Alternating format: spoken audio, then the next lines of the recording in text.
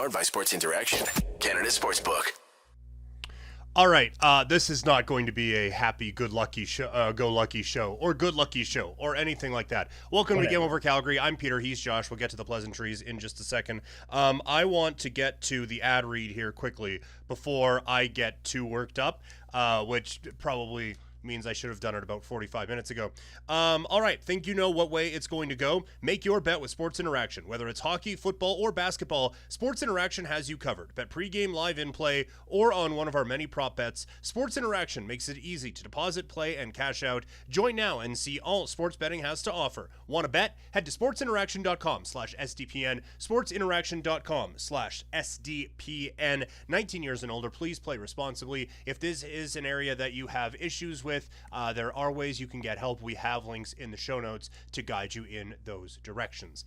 So like I said, this is after the Flames lost by a whole bunch to the worst team in the National Hockey League this evening. I'm Peter Klein. Normally on these types of games, it's Audie who is hosting, but I am the one who gets to dissect the 60 minutes of brilliance vomited on the ice by the Calgary Flames this evening. And the one who is joining me is Josh Arbuthnot. Josh, introduce yourself, sir. Yeah, Josh Arbuthnot, host of the Fresh Take Network that we talk about sports and pop culture. Also, the voice of basketball for the Dinos and for the Trojans, and PA for the Dinos hockey team as well, except for tomorrow night when they will be playing at the Dome and trying to set collegiate hockey record, trying to get their 18th win in a row. Well, at least some good hockey will be played at the Dome tomorrow. Best team in Calgary. Yeah, I am very clearly, what would be the word? Flustered by what we saw from the Calgary Flames this evening. This was an abysmal, pathetic, embarrassing effort from the Flames against the worst team in the National Hockey League when you're in the midst of a playoff race. I do not give two shits about how close the All-Star break is, how Tanev was hurt, about Markstrom this, that, or the other thing, or, well, gosh golly gee, the Blackhawks just tried really hard. I don't want to hear one fucking excuse about this. From start to finish, that was horrendous in every sense of the word. There is not one redeemable quality about anything the Calgary Flames put out on the ice, aside from the fact that it's over now. This was just the worst. There's no question in there, Josh. I just feel free to rant away with me, because that was just pathetic what we saw from the Flames tonight. Yeah, it was, like I said, I've been doing a lot of collegiate hockey this year, and those gentlemen and women that I see in the ice put in more effort than what I saw tonight from the Flames. You know, like you said, I've seen all the excuses. Tanev wasn't there. Oh, you know, it's close to the All-Star break. Oh, they're looking ahead to Seattle tomorrow. That's what happened. They were looking ahead to Seattle. Oh, I see. Yeah. Right. You know, they're not a good enough team to have that excuse at this point. You're in the position where every game matters. We're in a position, Peter, where we're a few weeks away from the trade deadline, and this team is talking about trading a first-round draft pick? Excuse me? And look, the Blackhawks had a nice little January, 7-5 in January, a team that's figuring stuff out. But this is the team that is the bottom. And when I say bottom, I mean the bottom of depth in the NHL in points and in goals for. Only 110 coming in. They were 8 behind to even be coming to second for the least amount of goals for in this league. And they put up 5 on your ass tonight. You should be ashamed and hang your heads, because it was bad. Like, The only time I thought when they kind of rallied a little bit, they gave up that first goal, that little sniper to Markey, and I was like, okay, you know, it's bad defense in that one. He played a rough period. It's a sniper. Okay, you know, those kind of goals happen once in a while. I wasn't too thrilled with the defense. But then Hubie comes right back. It's a beautiful goal. I'm like, okay, they just needed that goal to happen. Hubie lit the lamp there, gets them going. That's just kind of what they needed against a bad team like this. They're going to come back in the second. They're going to get their heads out of the ass, and they apparently didn't. So I'm assuming the locker room stinked just as much as they played. Yeah, I'm with you. I thought end of the first period, like you said, okay, they've got a goal. Huberdeau, it was a nice one. He talked to Ryan Leslie about how bad the effort was. Then they came out in the second period and they looked good. Like they had juggled the lines. Pelche, Backlund, and Mangiapane were phenomenal. Big surprise. A Backlund line does well. And hey, look at that, another kid playing well. They go out there and do their thing, and it's fun, and it's great, and it's exciting. And then the Blackhawks score. Well, okay. They'll be able to bounce back from this. And I was even thinking, like, one of the subjects tonight will be, you know what? The Flames didn't play great, but they're going to escape with a win, and we're going to be able to say, boy, that you put one in your pocket with no 10 of, that's going to be great. And then 2 goals, just bang, bang, and it was just done after that. This is, like you said, the Blackhawks, the worst team in the league and lowest scoring team in the league. You shouldn't give up 5 goals to the Blackhawks in a season. Like, they've played them twice. Their cumulative total should not reach 5, let alone 5 in a game. 5? Right? It was 5, right? I'm not imagining that. 5, and Peter, 1 goal given up to an all respect to this young man, and congratulations to him on getting his first win tonight, on an undrafted goaltender. Yeah. You had 3 minutes with the goalie pulled, and you couldn't put one by an undrafted goaltender. Shout to him. Tremendous performance by him. But if you're going to be this team that's supposed to have all this firepower you've been claiming all year, it's unacceptable. Yeah, the dude's played in now 2 more NHL games than I have, and they only get 1 by him tonight on 35 shots. And by the way, I am now putting a halt on any comments about Flames shot totals. None of the shots mean anything from this team. They're all from a distance. There's very little in terms of scoring chances. I don't even want to know. I'm going to look up the natural stat trick page for this game. It's probably just like a giant vomit on a screen, because that's what I saw from the Flames tonight. God, this was so bad. Like, you talk about looking ahead to Seattle, which is the only explanation I could possibly wrap my head around, except, you know what the Flames are actually looking ahead at right now? The Avalanche and the playoffs, because they're out of it right now. Like, that they are, if you want to look ahead, by all means, look ahead. Facing a team that is tops in the Pacific Division, look ahead to that game. If you're in a playoff spot. When you're not, every game kind of has to be important, because now you only have, quick math, what is that, 32 games left. Yep. Can't really be taking any of these for granted. Dom Lucian has his model and had the Flames as the second easiest schedule going into tonight. What does that mean? Nothing when you lose to the worst team in the league, right? Like, after this, everyone's more difficult. That's what last place means. Like, that this is, not only is this just a bad effort for the sake of a bad effort, but Josh, this was an important hockey game for the Flames to just get 2 points in their pocket and move on. Now, again, there's still 30 games left, so I'm not saying a game in January against Seattle is a must-win. But they add up, Peter. They add up. Totally. Like, you have to you have to get this win now against Seattle, in my opinion. Again, it doesn't mean the season's over, but to go into the All-Star break out of a playoff spot and having lost a couple in a row, not good. Vibes would be very bad if nothing else. Well, and you mentioned the shot total, and I think you're absolutely right. Like, I think the shot total can be a stat that, you know, people look at like, hey, well, the shots, that's a stat that gets blown out of proportion. The stats that I'm looking at is they were out hit 17-12.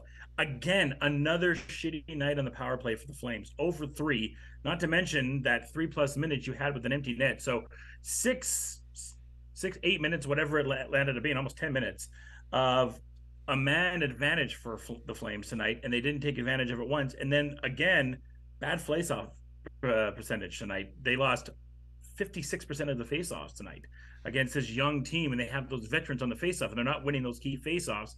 I mean, the defense is a whole other thing, but those key stats are stats that you look in between both ends of the ice here of hits, power plays, and face-offs, and they are getting dominated on both sides of those tonight.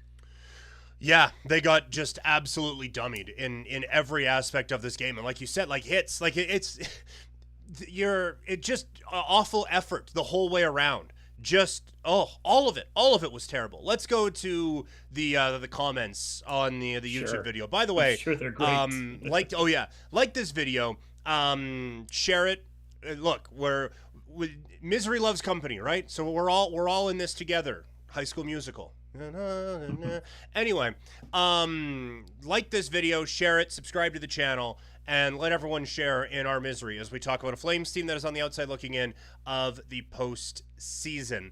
Let's see. Before we even got on left-handed penman, this is what happens when you don't show up until the third period. Giving up points to the Blackhawks, again, beyond disappointing. Just give 10 FTC. How did the Blackhawks do a better job at holding a lead than the Flames do? Well, it's easy. The Blackhawks get to play the Flames, so they don't have to worry about blowing a lead because the Flames do that on the ice. By the way, I kind of teased it, I guess. High danger chances in this game were 14-11 in favor of the Chicago Blackhawks, but the Flames got 7 of those 11 in the third period when, again, the Blackhawks were up by a ton. And, I mean, look, it shouldn't matter how much effort the Blackhawks are putting into a game.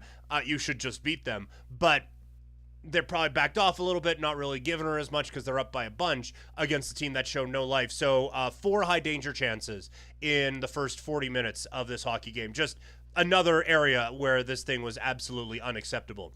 Mr. Buzzkill saying Sutter has lost the room. Look, if he hasn't, I'd hate to see what losing the room looks like. And when did he lose the room? Yeah.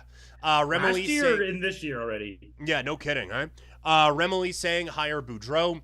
Audie, what a fucking embarrassment. That's what Audie said. Audie is not an embarrassment. Audie's amazing. Yeah.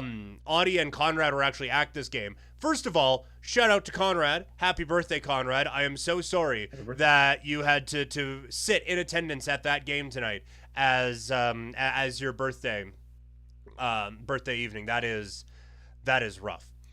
David W., second easiest schedule for the Flames, LOL, not when they're out of the playoffs due to having played more games than an Avs team that during its last 10 games has 2 more points than the Flames. Look, I've said it before, and I will say it again. That Avalanche game that the Flames played against Colorado, that was an eye-opener. The Avalanche are not going to be spending a whole lot of extra time in that wild card spot. So the Avalanche aren't even on my radar. And, oh, yeah, the Flames can catch them. No, they can't.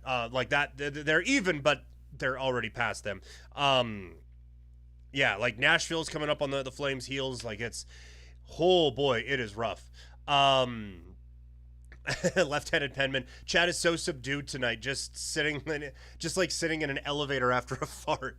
That's a great way to sum up this game, for sure. On the go with CeeLo, Preds red hot coming after the Flames. Alex, probably their worst performance with the one in Columbus. Yeah, the last 2 days. Like you think about it. The Flames need overtime to beat Columbus, who have Johnny Gaudreau, Patrick Laine, and a prayer, and then just get shellacked, just straight curb stomped by the Chicago Blackhawks.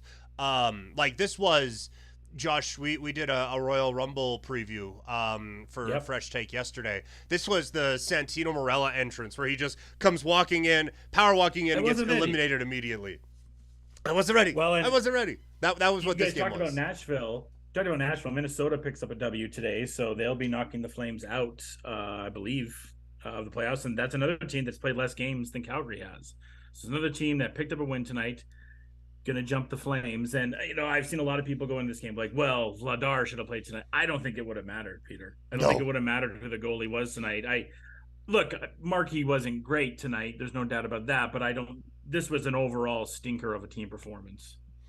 Totally it was. Yeah, like what? Was Vladar going to shut out the Blackhawks? Because that's the only way you're winning this game, because you scored 1 on a goalie who is playing his second NHL game ever. Just horrendous. And sorry, to clarify, Alex was referring to the December 9th game against Columbus. That's the problem. You can't just say, oh, this game against that team, that was bad, because they've built up multiple bad games against multiple teams, and that's where this Flames team is at. I do, again, I want to clarify this by saying this was a horrible, horrible effort and no positives should be taken from it. However, I do want to highlight a couple of things. One, actually kind of goes to what you were just talking about. I don't put any of this game on Markstrom. I think he actually made a few saves when this game was close that kept it close for as long as it was, right? Like there was that chance on Blackwell, who apparently is Jaromir Jagr. He had that opportunity at the side of the goal when he makes a stop. I thought Markstrom was tremendous for stretches. Like the shot that beats him short side shouldn't beat him. There's a couple that shouldn't have beat him for sure, but I thought he was the Flames' best player tonight, which is damning with faint praise, but at least there was that. So I'm quite the opposite. I actually come away from this game feeling a little bit better about Markstrom compared to where I did coming into it. Yeah, I mean, like I said, I don't fully put a lot of the blame on him tonight. I think just an overall, the defensive core was just out of place tonight. They just look sluggish, and you can say, "Oh, there's no Tanev there," but Tanev's not walking through that door at that point. Shillington's not walking through that door. You got to have what you have right now, and what they have was just not great, Bob. Yeah, that's the thing. Like this team has been dreadful without Tanev, right? Like you look back the playoffs last year. I don't think he would have made a world of difference, but there would have been something, right? Mm-hmm. You look at how they've played this year. I think they have one win without Tanev so far this season. This is something that has to get figured out. Tanev has played 82 games in his career, a grand total of uno, and that was, I believe, last season. This is just he gives you everything he has, and this is in no way any Tanev slander, but you just cannot assume you are getting 70 games from this guy because of how all out he plays. You can't go crumbling down if this guy is out of the lineup. And defensively, they looked lost, which is weird because it should only affect a couple of guys, but everyone was skating around with I don't even know what the analogy is. I'm so flustered. But it's just you have the Lakers stuff on. Basketball is a sport where one guy can make that much of an impact. As good as Tanev is, it shouldn't have that much of an impact, you know? No, it shouldn't. And I mean, they're going to get they're going to get a little bit longer of a break than some other teams do from All-Star weekend and whatnot. But I also have a problem too, Peter, of they have to travel to Seattle tonight. So everyone that was saying like, "Oh, they have Seattle tomorrow. They're looking to head to Seattle." Like they're getting on a plane and probably flying to Seattle tonight. And then yeah, they get the All-Star break, but as soon as they come back, they have a 4-game trip on the road on the East Coast. So you can say, "Oh, well, it's against an easier side of schedule," but those road trips are never easy. And maybe though for the Flames, maybe they just need to get away from the dome. Maybe that's good that they go and do All-Star break. They go do whatever they do, and they go right back on the road and don't have to be in Calgary for those handful of games to reset themselves up. Maybe that's what this team needs. Yeah, hopefully, right? Because that's where you're at right now with this team. I do think going into an All-Star break and just kind of resetting and come back stronger is good. But you look at it, the Rangers are underachieving this year. That's a talented hockey team. Detroit is kind of fallen off a little bit, but they aren't the pushover they were a couple of years ago. Neither is Buffalo. Ottawa has kind of fallen back into that, but this is a stretch where you are kind of supposed to make up some of these points, to be fair. But again, do that against Chicago. And going into the game against Seattle, I can already hear, they played well, but it was the second half of a back-to-back, right? Oh boy, I mean, you can only do so much. This is the one. This was the lock. You get 2 points in this one, and then you see hopefully you can take Seattle to overtime, right? It's so weird that we didn't get the 2 points against the worst team in the league. Thank God we're playing the division leaders tomorrow. It just seems so backwards. Yeah, but that's kind of what this season has been like, right? They have that outstanding game against Tampa that, you really got the feeling on social and the buzz around the city is like, that was the game they needed to have. That's the kind of team that we thought we were getting on paper, and we finally saw it against Tampa. They have readjusted. They are back. And no, that was not the case. Nope. The helter-skelter, Jekyll and Hyde team that we've seen all season is here. I still do think this will be a playoff team because I do think they have the ability for it. But, man, performances like this are starting to make me come down a lot. I guess, Peter, how many points do you think it's going to take? It took them 99 points last year, I believe, to get in. How many points is it going to take them right now? I mean, they're right in the thick of it. It's really tight. But how many points do you think it's going to take this year? Yeah, the benchmark for me is always 95 is bare minimum. So that's another 40 points you have to get to, which easy math that's 20 wins. But say that's 15 wins and 5 overtime losses. That is 20 games. They have 33 games left. So what would that be? 15, 13, and 5 the rest of the way. Does that math that up? I think it maths. Yeah. 15, up, 13, and 5 the rest of the way if this team wants to get into a playoff spot. Not unthinkable, certainly not unthinkable. And that is the perspective of this one, right? Because I saw Conrad's referencing a tweet from James Johnson who posted Markstrom buyout numbers. They're not buying out Markstrom. Loop or Lup M is disagreeing with my take on Markstrom. Look, Markstrom has not been Vezina caliber Markstrom so far this season. I think you are whistling past the graveyard if you think that he is the reason why the Flames are in the spot they are in this year. They are in the spot they are in because no one has really stepped up. Aside from Backlund being super consistent in Kadri a few times, they have had underperforming players across the lineup. And Vladar has hidden some of that, and it may not seem like it because a bad goal goes in every night. I think Markstrom's hidden a lot of those. And also, Markstrom, I feel like his bad start has just kind of tainted him for the entirety of the season. Yes, I don't think he's played all that poorly the last little bit. The team in front of him has played dreadful. Like, looking at the schedule over the last little bit here, going back to like a good win on the road against St. Louis. They beat the Blues 4-1. The next game, they're up like 6-2 against the Dallas Stars. 13-5. Wait. Anyway, I'll get to that one in a second. Dallas Stars, they're up by a bunch. Then they almost blow that lead. It ends up being 6-5. Next game, barely any effort, lose to the Nashville Predators 2-1. Get blown out at home by Colorado. Oh, hey, look at this. Beat Tampa Bay. Barely beat Columbus. And now pathetic effort against the Chicago Blackhawks. This team hasn't played well in like 3 weeks, save for one game. That's not going to get it done. I don't care what the math needs to be to get this team into the postseason. It's not what they're doing right now anyway. No, and the funny thing is, Peter, as I saw a lot of people like, well, let's just tank for Bedard. I'm like, you're way out of that, guys. I'm sorry. Like, get that out of your mind. This team is kind of playoff or bust now for where they are in the standings. You go and look at those standings and look at the teams that are in the Connor Bedard sweepstakes. The Flames are nowhere near that opportunity.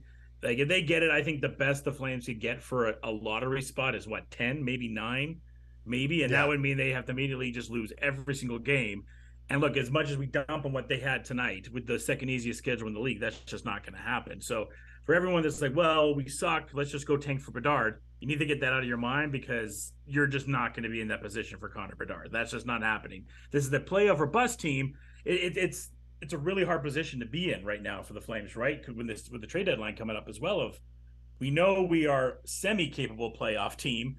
How much are we willing to give away at the trade deadline? Because we don't know how much we want to go away with it. And you and I talked about this early in the season too, of now you're stuck with the Hughes contract and Kadri. Like, you're kind of set in on what this team is going to be. Those contracts are not going to be exactly easy to move anytime soon. Yeah. So you're in this right now. You're not in the lottery sweepstakes for Connor Bedard.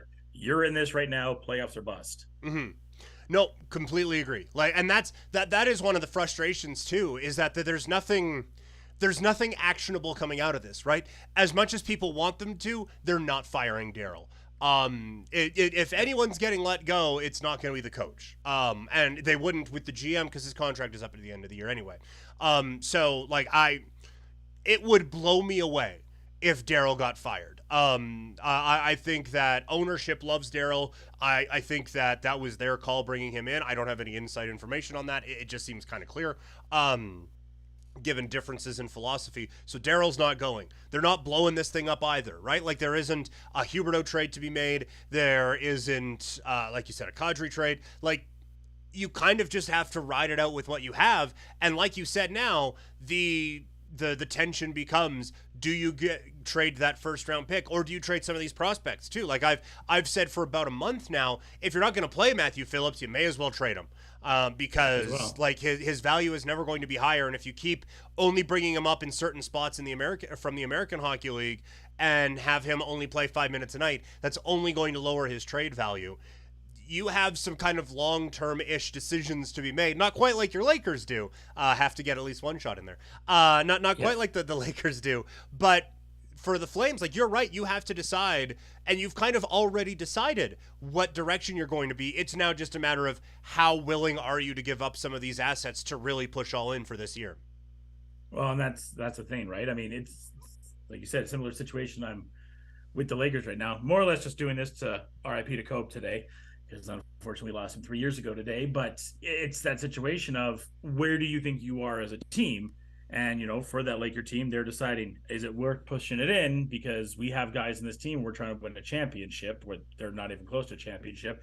For this Flames team, it seems so distant ago, Peter, but the way they started, the power rankings and hopes, people thought this was a Stanley Cup favorite. And that just seems a lifetime ago for what this team thought they could be. But that's what the potential of this team was to be a Stanley Cup favorite. And I know people in the comments are probably like, whoa, don't throw that word around right now. And I'm not, but that's where we were at the start of the year to where we are now, losing to the lowly Chicago squad. Okay, we got 65 people in the chat right now. So remember, like this video, share it. I don't want to be like begging for likes, but we got 67 people in there and only 12 likes. I think we're doing a great job so far. I think it's very like worthy. I think it's the best thing about the Flames tonight is this show. So like this video. Sorry, had to get a drink in, was about to cough. I might cough anyway. Like this video, subscribe to the channel, share the video. If you missed any of it, you can go back and watch it on YouTube after. That's how this website works. Or subscribe to the podcast. Just search for Game Over NHL and download the podcasts there. Let's go back into the chat here. Someone pointing out my math is off. 15, 13, and 5 would only give them 35 points. As I've been talking, I've been trying to do this in my head, and it's not working for me. So they have to get to 40 points at some point if they are going to make it into the postseason. However, that would work with overtime losses. That's they have to get 40 points in the next 33 games if they are going to make it into the postseason. Morale is lower than the first Nashville loss. Like, yeah, this feels like a real low point of the season, right? Like, and for a lot of like Vancouver would kill for this being a low point. Same with like Arizona or Anaheim or whatever. But this feels like this has to be a wake-up call for something. And again, it's not going to be a coach firing. It's not going to be a trade. What I am hoping comes from this, and what we saw in this game, more opportunities for Pelche, more opportunities for Dewar, Ruzicka back in the lineup. For Conrad's birthday, less opportunities for Milan Lucic. For my personal well-being, less opportunities for Lewis. I hope that this is a wake-up call that what they're doing is not working. So, hey, let's give this a go. Yeah, I mean, sometimes, I felt like the last time I was on here, it was like this was rock bottom when they had that game against the Habs, and the Habs absolutely rocked them. So I'm here for the reality check games. For the yeah, Flames, no kidding. apparently. But this, I think, is the real reality check now. You lost 5-1 to Chicago. You have this game against Seattle where you have to, as a former athlete, there's a lot of time to talk on those road trips, and they will have a lot of time on the plane tonight talking about what went wrong, talking about where they're going to go, and treating the Seattle game like one big game that we have to go all out on before we have our break. And then they come back in the proper way to be the team that we can be.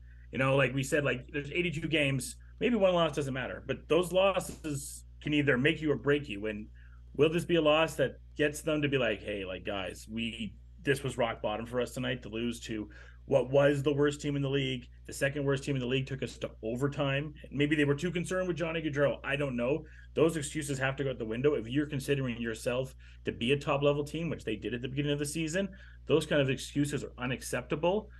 Go into Seattle tomorrow, get some points, take your break, and get ready to go on a run here into the postseason, hopefully. The chat is bumping tonight now.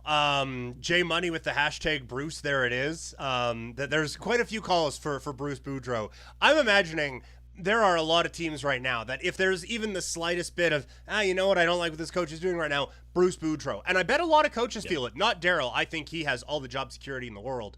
If nothing else, at the end of this, if this season keeps going this way, as weird as it seems, Daryl might get a promotion at the end of the year, because I don't think the dude who's the GM now will be back. And all of a sudden, I think the guy who's putting Milan Lucic on the second line is going to get even more responsibility. So for people who are calling for Sutter to get fired, I think the opposite is going to happen if this season continues to go this way.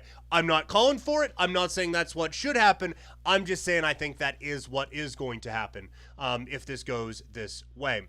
Left-handed Penman saying, sorry, Audie had to see this live. Conrad saying Pelche has earned a second-line spot tomorrow. Completely agree. I liked, Pelche with Kadri and Huberdeau. I liked that. I liked him with Backlund and Mangiapane. I think Pelche has now earned a spot a little bit higher up in the lineup. And talking about like different ways you can get sparks, those young kids can provide that, right? Like Pelche might have a bit of golden retriever in him and just like, okay, yeah, let's get on to the next one. Like that kind of stuff in a long season can kind of help you out a little bit. Yeah, I mean, the young kids, from most of the time, from what I saw from them today, there was a little bit more fight in them today. So hopefully they can be a big part of where this season goes forward. And you have really a really nice mix of vets and young guys on this team, but it's also about how much does Sutter let them play, right? That's been a huge problem. You talked about Phillips and how much of a fight that's been. And our colleague Sandra Pisania, I'm sure she's loving calling all of his games, but I'm sure she'd much rather see him on the dome ice wearing that C. Yeah. There's one here. Oh, Ronnie saying, if you barely miss the playoffs, you're stuck in purgatory, playoffs or bust. Stuck in purgatory is the summary for the Calgary Flames of the basically 2000s minus 2004. That's where this team has lived for forever, is this middle ground. They've never been bad enough to really bottom out. And when they did, they got Monahan and Bennett, which, bless their hearts, aren't exactly franchise changers, although like Monahan tried. At least one of them did. I heard he's on the market. Yeah. Just give up another first-round pick for him. You know, you gave up a first-round pick to send him to Montreal. Now give up another one to bring him back in. There's a lot of... The thing that I think should be concerning to the Flames right now is there is a lot of just, I'm done. And as someone who has covered this team now for a decade in this city, I've seen that a lot, and then you aren't really done. You're never but done. The worst We're thing Raider that could happen... fans. We know about that more than anyone, Peter. Oh, totally. Yeah, no, exactly. Oh, look, there is a Kawhi picture on my wall. I know about heartache as a sports fan here, but the worst thing that can happen to a team is people just don't give a shit, right? Like, okay, maybe they'll make the playoffs. Wake me when the playoffs. Oh, they don't start? Okay, well, whatever. That is the worst thing that could happen to any sports team, is people start thinking like that. Yeah, that's when the fire goes out a little bit. No pun intended there. I saw the Flames candles in the chat there, and very apropos because they did get lit up tonight. Yes, yeah, Calgary Flames, more like Calgary candles, and then more like tea lights. That is very, very good. We're gonna end it on that one. Thank you all. So we're at 71 people in the comments just to hear me yell once again. Anything we said positively tonight is not an excuse or any type of validation. This was, from start to finish, an embarrassing effort for the Calgary Flames. Will they do better in their next game? Well, we only have to wait about 24 hours. The Flames are in Seattle. Audie has you covered for that one. Hopefully he has a better game than the one he had tonight. It can't be any worse. So one more time, like this video, subscribe to the channel. It really does help us out. We've had some issues with the algorithm because a few video game kids played video games they weren't supposed to, and now they've just put out a candle with a fire hose and caused some major issues for us with live videos. The more you like this video and the more you share this stuff and subscribe to this channel, the better things are for us and the more we can have great conversations like this. Thank you to you, Josh, again from the Fresh Take Network. Where can people find you, sir? Yeah, you can find us on Fresh Take 42 on all social media platforms. Find us Fresh Take Network everywhere that you find podcasts. And remember that the best team in Calgary will be on the Dome tomorrow. That is the Calgary Dinos. It's the Crow Child Classic, back-to-back nights. Both the female and male teams are playing. Tickets are cheap for $5. So go check out some great hockey action tomorrow down at the Dome for the Crow Child Classic. And if you've listened to the show and thought, I bet these guys have really good wrestling takes, you'd be right. We did a Royal Rumble preview over on the Fresh Take Network, so check that out. My name is Peter Klein. You can find me on social media, Twitter and Instagram. I'm at Primetime Klein. Apparently, I'm on 960 again sometimes, but you can also find my podcast, Couch Potato Diary. Thank you all so much for tuning in. This has been a whole lot of fun after an abysmal night for the Flames. So thank you for making it bearable, and we will talk to you guys later. Game over! Powered by Sports Interaction, Canada Sportsbook.